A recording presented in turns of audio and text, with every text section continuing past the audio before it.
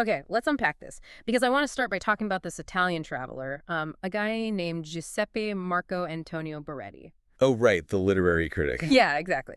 So in 1770, he takes a trip to Lisbon, Portugal, and he is just like walking the streets, and he gets so utterly bewildered by the faces of the people walking past him. You really couldn't process it. No, he couldn't. I mean, he actually wrote in his journal that he legitimately wasn't sure if he was still in Europe. He noted that the country seemed, quote, too much in the neighborhood of Africa. Which is such a wild thing to actually put down on paper. It really is. It just completely broke his understanding of, race and borders. It's a very revealing piece of historical shock, honestly, because Baretti went on to write this highly prejudiced prediction. He claimed that soon not a single drop of, quote, pure Portuguese blood would be left. Wow. Yeah, he thought the entire population would just be this mix of Jewish and African ancestry. And I mean, it's a harsh quote to read today, but for historians, it is invaluable. Because it accidentally documents this profound truth, right? Like something we usually overlook when we study history. Exactly. It shows us the reality on the ground. Right, because when you and I are taught about medieval history in school, we are usually handed this very neat, very color-coded map. You know the one? Oh, absolutely. The blocks of color. Right, you have the Christian world over here, the Muslim world over there, and Jewish communities supposedly just like carefully tiptoeing in the spaces between them, but that neat little map is a total illusion. A complete fabrication of hindsight. Yeah. And breaking down that illusion is exactly what we are doing today. So, welcome to the deep dive. Our mission today is to trace the incredible hidden history of the Black Sephardim. It's such a massive journey. It really is. We are going to follow their journey from the shadows of the Iberian Peninsula to the scorching sands of the Sahara, up to the rigid canals of Amsterdam, and then across the ocean to the sugar plantations of the Caribbean. And to unpack all of this, we are drawing from a really fascinating academic historical script. It relies heavily on the work of prominent historian James H. Sweet. Oh, his stuff is great. It really is. We're Yeah. specifically looking at his chapter, The Hidden Histories of African Lisbon. That's from the book, The Black Urban Atlantic and the Age of the Slave Trade. Great resource. Yeah, and we are also synthesizing centuries of, colonial records, rabbinical texts, and travelogues. Because our goal is to understand not just where these communities went, but the underlying mechanisms of how they survived, how they adapted and blended across continents. I love that. And I want to jump right back to where we opened with that Italian traveler in Lisbon.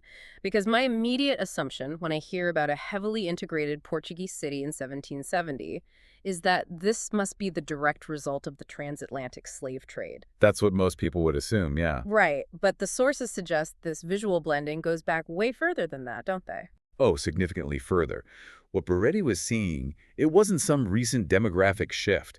It was the biological and cultural byproduct of something called convivencia. Convivencia. Okay, break that down for us. So this refers to a massive period of Iberian history spanning several centuries. We're talking particularly about places like Al-Andalus in southern Portugal. Okay. During this time, you had North African Muslims, the Moors, living right alongside Sephardic Jewish populations and Iberian Christians. So we aren't just talking about like casual trade agreements between different neighborhoods. That's not at all. We are talking about deep generational integration. Precisely. What's fascinating here is the scale of it. We were talking about centuries of shared living, intense intermarriage, and profound cultural exchange. By the time the early modern period rolls around, the populations of Spain and Portugal were already deeply integrated with North African demographic markers. Which creates a massive logistical nightmare for the state, right? When the political winds suddenly change. Oh, a total nightmare. Because eventually, the Spanish and Portuguese crowns decide they want a unified, strictly Catholic kingdom. Right, they want a clean house. Exactly. And to achieve that, they implement the Inquisition. And they bring in these strict limpieza de sangre, or purity of blood laws. The famous purity laws. Yeah. The crowns basically panicked. They wanted to systematically categorize and oppress people based on their ancestral heritage and their religion, but they ran into a wall. But because they couldn't tell who was who. Right. They were trying to distinguish a person's quote-unquote purity through sight alone. Which, if you have centuries of convivencia, is basically impossible. I mean, trying to draw a sharp legal line between these groups at that point, it's like trying to draw a sharp line with a marker on a wet paper towel where the ink is already bled together. That is a perfect way to describe it. They were legislating boundaries that biology and culture had already totally erased. That is exactly the friction of this era. The state was mandating a reality that simply did not exist on the physical ground. You couldn't just look at a person on the street in Lisbon and definitively know their background. So what do they do? Well, the state resorted to intense, violent persecution to force the issue. And that persecution forced these highly integrated, beautifully blurred populations to flee for their lives. Which brings us to their flight. Because when things got dangerous in Iberia, my understanding is that a massive wave of refugees headed south, right across the Strait of Gibraltar, into the Maghreb and the Sahara Desert. They did, yeah. But wait, as I was looking through the notes for this deep dive, it seemed like the 1492 expulsion wasn't the first time this happened. Was there an earlier migration? There was, and this raises an important question about the landscape of the Sahara. We actually have to dial the clock back to the 7th century. Wait, really? The 7th century? Yeah, way back to the era of the Visigoths. The Visigoths were a Germanic people who ruled Spain, and after converting to Catholicism, they instituted severe anti-Jewish persecutions. So this is 800 years before Columbus and the famous 1492 expulsion. Exactly. Thousands of Iberian Jews fled south into North Africa to escape them. Where do they go when they cross into Africa? Did they just stay on the coast? No, they head deep into the Atlas Mountains and the northern fringes of the Sahara, and when they arrive, they integrate deeply with the indigenous Amazigh or Berber tribes. Oh, wow. And what's fascinating here is that the religious exchange went both ways. Some indigenous tribes, like the Nafusa, or the legendary confederation led by the warrior queen Kahina. Oh, Kahina. I've heard of her. Yeah, her confederation had actually adopted Jewish customs and monotheism centuries before this migration even happened. That is wild. So you have Iberian Jewish refugees merging with indigenous North African populations who are already sympathetic to or actively practicing Judaism. Yes. So fast forward back to the massive waves of Sephardic exiles arriving after the 1492 Spanish expulsion. Okay, I'm with you. When they flee south into the desert, they aren't stepping into an empty void. They are joining pre-existing desert oasis communities. Like who? Places like the Dagetun of Algeria or the inhabitants of the Gora Oasis. Genetically, culturally, and visually, these Jewish communities were indistinguishable from the broader local Saharan populations. To an outsider, they just look like indigenous Saharans. But they were holding on to a deeply rooted Judaism. Yes, very tightly. And from what I understand, they didn't just stay in the northern oases either. The sources trace Sephardic merchants following the trans-Saharan trade routes incredibly far south, like deep into West Africa. That's right. They traveled right into the Sahel region, specifically into the Songhai Empire and Mali during the 14th and 15th centuries. Into Mali. Yeah, Sephardic merchants settled in the booming trade hub of Timbuktu, and they put down serious roots there. Yeah, the sources highlight specific lineages, like the Kihath or Qadi family. Apparently, they were descendants of a Moroccan Jew named Ismail Yankot al-Yahudi. A very prominent lineage. And they actually founded entire villages along the Niger River, right? Places like Kershamba and Haibomo. So they weren't just passing through, they were building actual infrastructure. They absolutely were. Yeah. But history, unfortunately, has a really dark habit of repeating itself. Oh no, what happens? They built this thriving existence, but then we hit the year 1492 again. Oh, you have got to be kidding me. The exact same year. The exact same year, Spain expelled its Jewish population. A new ruler named Askia Mohammed I seized power in Timbuktu, and he wanted to rigidly consolidate his Islamic authority across the whole empire. Let me guess. He looks at this thriving Jewish merchant class and sees a threat to his unified vision. Exactly. He issued a brutal decree. All Jews in his territory had to either convert to Islam or face immediate expulsion and the confiscation of all their goods. That is devastating. The traveler Leo Africanus actually documented this in a 1526 account. He wrote, quote, "The king is a declared enemy of the Jews. He will not allow any to live in the city of Timbuktu. If he hears it said that a merchant does business with them, he confiscates their goods." The sheer tragedy of that timing is just staggering. I mean, think about it. You flee the Visigoths, your descendants flee the Inquisition. You literally cross the deadliest desert on earth to build a new life in Timbuktu. And then the exact same ultimatum hits you. Right. In the exact same year. How did they survive that? I mean, they couldn't just turn around and walk back across the Sahara? No, most of them couldn't. Faced with either death or being cast out into the harsh desert, this vibrant community seemingly vanished from the open historical record. They just disappeared. Overtly, yes. Yeah. The vast majority underwent forced, nominal conversions to Islam. Outwardly, they integrated fully into the Songhai and Malian populations. Their public practice of Judaism disappeared entirely. It makes me think about the mechanics of hiding something that deeply ingrained. I keep picturing like a historical time capsule. Oh, I like that analogy. Outwardly, they adopt the dominant culture just to survive the political climate, right? But inwardly, behind closed doors, they lock away their true identity. They essentially bury it underground, waiting for a day when it might be safe to crack the capsule open again. Is that basically what happened? That is exactly what happened. And that time capsule remained buried for nearly 400 years. 400 years? Yes. The lineage lived on in absolute secret. It wasn't until the late 19th century when a Moroccan Jewish traveler named Rabbi Mordecai Abi Sarur successfully established trade in Timbuktu that things shifted. What'd he do? Well, his presence made these forgotten descendants feel a glimmer of safety. So they cautiously approached him and began to literally whisper their ancestral Hebrew origins to him. 4 centuries of whisper networks. The resilience it takes to keep a culture alive in secret for that long, it's just breathtaking. It truly is. But if we connect this to the broader diaspora, we see that flight took many forms. While some of these Sephardic refugees fled south into the desert and relied on absolute secrecy, others went in the complete opposite direction. Right, they head to Europe. Yeah, they fled north to supposedly tolerant early modern European cities like 17th century Amsterdam. Here's where it gets really interesting, and I want to put tolerant in huge air quotes there, because when they get to Holland, they basically trade the threat of the Inquisition for a whole new set of bureaucratic walls. That's very true. And this raises a critical question about how marginalized groups behave when they finally find a modicum of safety. Okay, let's unpack that.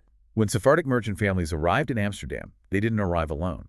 Because of their long history of flight through West African and Atlantic trade routes, they brought with them Black and mixed-race household members. Right. Some of these individuals were free, while others were enslaved servants. Which introduces a completely new dynamic to 17th century Holland, because you have the Spanish and Portuguese synagogue in Amsterdam, the Talmud Torah, and the leaders of the synagogue, the Parnassim, are this wealthy Sephardic elite. Yes, the Parnasim. But they are still refugees at the end of the day. I have to imagine they are incredibly anxious about their status.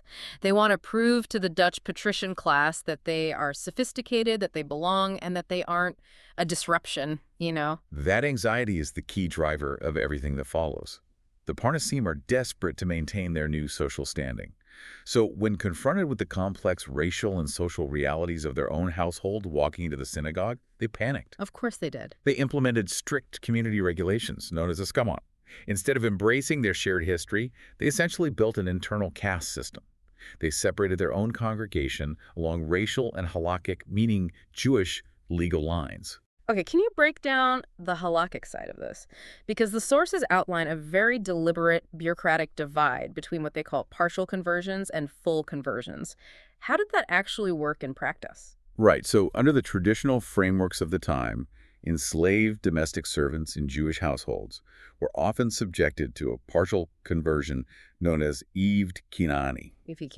Oh. The mechanics of this meant they were circumcised, they underwent ritual immersion, and they were legally bound to observe certain Jewish laws, things like keeping the Sabbath and dietary restrictions. So they have all the obligations of the faith. They have the obligations, but none of the agency. They were not considered full, self-determining members of the congregation. They were kept in a subordinate religious and social status. They were inside the house, but explicitly kept at the bottom of the stairs, so to speak. But naturally, you have Black and mixed-race individuals in Amsterdam who don't want to be at the bottom of the stairs. They actively sought a full formal conversion because they wanted equal standing. I mean, they wanted to be voting members of the Portuguese Israelite synagogue. Exactly, and that push for equality terrified the Parnasim. So in 1647, the Amsterdam community leadership passed a highly restrictive askema. What'd it do? It explicitly stated that while black and mixed-race individuals could technically be admitted to the synagogue, they were strictly barred from holding any honors. Wow. Yeah, they could not be called up to read the Torah, and they had absolutely no voting rights in community matters. The sealing was legally codified. And yet, even with those massive bureaucratic ceilings in place, human ambition still finds a way. Because the sources detail the story of a man named Elio de Mesquita. Yes, Mesquita. He was a mixed-race man who, against all odds, managed to navigate this incredibly rigid prejudice structure. He actually climbs the social ladder and gains standing among the elite, which sounds like a triumph, right? It sounds like one, Yeah. but his story is a stunning, albeit tragic, historical detail. Because once Mesquita reaches the top of that hierarchy, he looks back down at the black and mixed-race applicants trying to follow in his footsteps. And what does he do? He aligns himself with the conservative Parnassim.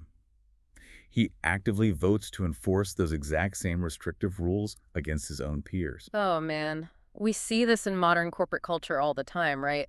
The person who fights the hardest to get into the exclusive club suddenly becomes the strictest bouncer at the door. That's a great way to put it. It is the ultimate example of pulling up the ladder behind you. You have a community that just barely escaped horrific systemic oppression in Iberia, and the very second they find a safe harbor, they build their own oppressive caste system just to appease their new Dutch neighbors. It's an uncomfortable truth, but a necessary one to explore. Marginalized groups are not immune to reproducing the very hierarchies that oppress them, especially when their own survival feels precarious. However, as we move out of Europe and look across the Atlantic, we find an entirely different paradigm. Yes, let's talk about the Caribbean. If Amsterdam was about building walls to impress the neighbors, the colonial frontiers in the Caribbean were about surviving in harsh, remote spaces where there were no neighbors to impress, and where those walls simply couldn't stand. So we are shifting focus to places like Curacao, Jamaica, Suriname, and Puerto Rico. Out here, Sephardic merchants are operating on the raw, chaotic edges of the Atlantic world. You just couldn't enforce the strict synagogue regulations of Amsterdam or the purity laws of Spain when you were battling disease, colonial warfare, and like total isolation in a remote tropical outpost. Exactly. Survival on the frontier always forces pragmatism over ideology. Yeah. Take Suriname, for instance. You had a thriving Jewish community there, known as Joden Savan or the Jewish Savannah. The sheer demographic reality of living on the edge of the Amazon rainforest resulted in a remarkably high rate of interracial relationships, specifically marriages between Sephardic men and African or indigenous women. But wait, if we look back at traditional Jewish law, Judaism is matrilineal, right? Meaning identity is passed down through the mother. Yes, traditionally. So if a Sephardic man marries an African woman in Suriname, the wider global rabbinical community wouldn't automatically recognize their children as halakhically Jewish. How did they handle that crisis of identity? Because that's a huge problem. They adapted out of necessity. They couldn't afford to exclude their own children, so they ensured these children underwent formal, full conversion rituals to secure their status. Really? They didn't do the partial thing? No, they didn't relegate them to the partial Eve Kenani status we saw in Amsterdam. They gave them full standing. And the result of that pragmatism is just beautiful. By the late 18th century, Suriname wasn't just a place with a few isolated mixed-race individuals trying to fit in. It was home to a highly active, organized community of Black Sephardic Jews. An entire community. Yeah. They built their own prayer houses. They actively created spaces where they could balance their African heritage with the ancient Sephardic liturgy. And we see a variation of this survival playing out in the wider Spanish Caribbean, too, particularly in Puerto Rico. Here, we are tracing the legacy of the Converso families. Okay, who were they? These were the new Christians people who had officially converted under the Inquisition just to save their lives, but were still fleeing its long reach across the ocean. They settled deep in the rugged, isolated interior mountains of Puerto Rico. To get entirely off the grid, basically. Exactly, out of the watchful eye of the colonial state. Which makes sense. And in those isolated mountains, these families of Portuguese, Spanish, and African descent intermarried extensively with both African and indigenous Taino people. Hearing all these different traditions mixing together, it makes me think about how farmers keep plants alive in harsh soils. Oh, how so? Have you ever seen how agricultural grafting works? Vaguely, but walk me through it. So you take a root system from one plant that knows how to survive in the local dirt, and you bind it to the branch of a completely different plant that produces the fruit you want. You tie them together, and they literally heal together into one entirely new, resilient organism. It sounds like that's exactly what was happening with their culture. That is a phenomenal analogy. And what's fascinating here is that the grafting in this historical context wasn't always a deliberate artistic choice. It was an absolute survival mechanism. Right, they had to do it. In the mountains of Puerto Rico, you see the seamless merging of ancient Sephardic dietary restrictions, specific ancestral naming patterns, and clandestine burial rites, all woven inextricably with African spiritualism and indigenous Caribbean traditions. Wow. They took the roots of Iberia, Africa, and the Americas and bound them together so the community wouldn't die in this brutal colonial climate. It's incredible. Out in the Caribbean, the rigid, color-coded boxes of the old world just completely broke down, giving way to a lived reality that was infinitely more fluid and honestly just much more human. Well, if we connect this to the bigger picture, the core takeaway for you listening right now is that human identity is never a monolith. Never. We've traced these people from the multi-ethnic streets of Lisbon to the desert sands of Mali to the rigid canals of Amsterdam and finally to the tropical hills of the Caribbean. And despite the massive crushing power of empires, the Inquisition, and rigid social hierarchies. All these forces trying to separate them. Exactly. Despite all of that, these communities prove that human connection, faith, and the will to survive will always cross the artificial boundaries of race. It really makes you think differently about the paperwork we fill out today, you know? It absolutely should. The neat little demographic boxes we are forced to check on modern census forms, those are incredibly fragile and, historically speaking, very recent inventions. They do not reflect the beautifully blurred reality of human history. So what does this all mean for us today?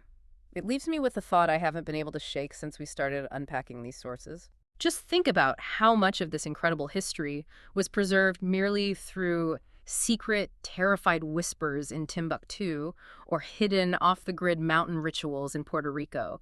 So much of this happened entirely off the official state-sanctioned records. Well, the vast majority of it. Right. It makes you wonder what other massive world-changing cultural blends are completely missing from our history books right now, just waiting for someone to notice the clues. It's a profound question. Yeah. It suggests that the vast majority of our global story is still waiting to be uncovered, just hiding beneath the surface of the official narrative. History definitely isn't a map drawn with sharp lines. It's a wet paper towel, and the ink is still bleeding. Thank you for joining us on this deep dive. We'll catch you on the next one.